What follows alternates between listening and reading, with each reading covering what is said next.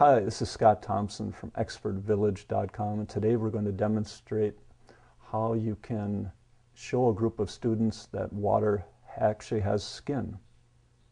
Roll. Next part of the demonstration is going to show that water has skin by floating small objects such as these paper clips right on the water. I took one clip earlier and carefully took the inside part and bent it upward, almost so it makes a little flat kind of a boat.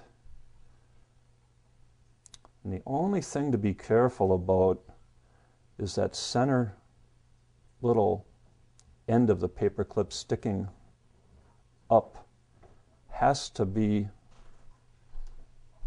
folded in such a way that it doesn't stick further up than the bottom of our little boat, because that'll actually poke through the water skin and sink the boat.